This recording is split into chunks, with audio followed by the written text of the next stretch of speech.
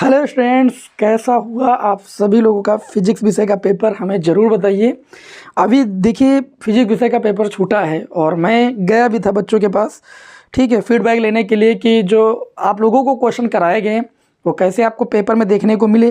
तो भाई मेरे यहाँ का जो कोड है मैं आपके सामने लिख देता हूँ, ठीक है। मेरे पास अभी यही पेपर है, आप लोग अपना अपना कोड पेपर बताइएगा और क्वेश्चन आपको कितने मिले हमें ज़रूर बताइए। 346 JX, ठीक है, ये हमारे पास पेपर है। और इस पेपर में भैया ऐसे प्रश्न आए हैं, पूरा क्लास से न्यूमेरिकल ही 5 नंबर का आ गया है, ठीक है, पूरा। जैसे इसमें देखिए आया है n प्रकार के अर्धचालक में अल्पसंख्यक आवेश वाहक होते हैं, सभी को पता है। n में अल्पसंख्यक होते हैं, बहुसंख्यक इलेक्ट्रॉन होते हैं, अल्पसंख्यक कोटर होते हैं, ठीक है। तो इसमें ये पूछा गया था n प्रकार के अर्धचालक में अल्पसंख्यक आवेश वाहक होते हैं, ठीक है। चलिए ये बहुविकल्पी प्रश्न की बात हम थोड़ा छोड़ते हैं, थोड़ा मोटे तौर पर आते हैं जो लॉन्ग क्वेश्चन होते हैं। देखिए कैसे पूरे क्वेश्चन आए हुए हैं। एक क्वेश्चन ये आया है ब्रूस्टर का नियम, इसमें विद्यार्थी थोड़ा सा प्रश्न उठा रहे हैं कि सर ये आउट ऑफ सिलेबस है। बाकी जो क्वेश्चन आए हैं, सूक्ष्म तरंगों के दो उपयोग लिखिए, वाटहीन धारा से क्या तात्पर्य है, चुंबकीय द्विध्रुव आघूर्ण का मात्रक, ये सब भैया मैंने आपको क्वेश्चन कराया। देखिए इसमें आया है गॉस के नियम की सहायता से पतले आवेशित गोली खोल के बाहर वैद्युत क्षेत्र की तीव्रता। मैंने आप लोगों को महत्वपूर्ण डेरिवेशन वाली क्लास दी है, प्लेलिस्ट दिया था, पूरा एक डेरिवेशन वहीं से आया, उससे बाहर कुछ नहीं आया है। ठोसों में ऊर्जा बैंड के आधार पर चालक एवं अर्धचालकों में अंतर, ये मैंने सुबह मॉर्निंग में ये क्वेश्चन कराया है, जो मैं 5 नंबर और 3 नंबर वाले महत्वपूर्ण प्रश्न करा रहा था, उसमें मैंने बताया है ऊर्जा बैंड के आधार पर ठोसों का वर्गीकरण, ये वहां से क्वेश्चन आपका आया है। और इसमें देखिए आपका ये भी आया है दो क्रासित पोलेराइड से देखिए क्वेश्चन इस बार आया हुआ है, ठीक है, पोलेराइड से क्वेश्चन आए हुए हैं। चल कुंडली धारा मापी का सिद्धांत, मैंने महत्वपूर्ण प्रश्न वाली एक क्लास दी थी आपको, जिसमें संपूर्ण फिजिक्स विषय के महत्वपूर्ण प्रश्न बताते, मैंने कहा था चल कुंडली धारा मापी को इस बार तैयार कर लीजिएगा, ठीक है। और पूरा क्वेश्चन वहीं से आया है, धारा मापी की सुग्राह्यता कैसे बढ़ाई जा सकती है, यह प्रश्न भी पूछा गया है। किरचॉफ का नियम भी मैंने आपको बताया, ये प्रश्न भी पूरा आया है, वैद्युत परिपथ के किरचॉफ का प्रथम नियम क्या है, ठीक है।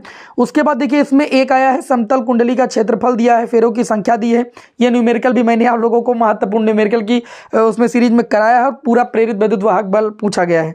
विस्थापन धारा बहुत इंपॉर्टेंट क्वेश्चन था, जो कि वैद्युत चुंबकीय तरंगों से था और बहुत ही इंपॉर्टेंट आपका इसमें इससे रिलेटेड न्यूमेरिकल भी मैंने आपको कराया था। और मैंने आपको कहा था कि जो भैया प्रत्यावर्ती धारा चैप्टर, इससे न्यूमेरिकल एक आता ही आता है पूरा 5 नंबर में। देखिए लॉन्ग क्वेश्चन जो आ गए वो पूरे आ गए हैं।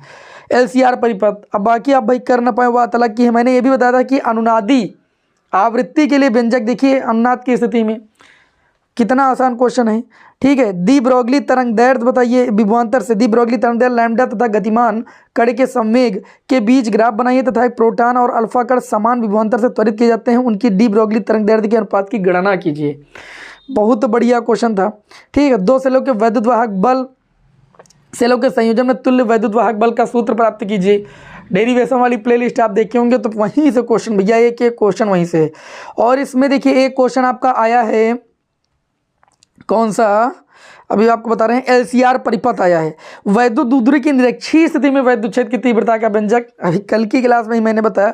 समांतर प्लेट संधारित्र की धारिता का व्यंजक, EVC, मैंने इसके लिए ट्रिक भी बताई आपको, पूरा डेरिवेशन आ चुका है। और यहाँ पर देखिए द्रव्यमान क्षति और नाभिकीय विखंडन की एक अभिक्रिया दी गई।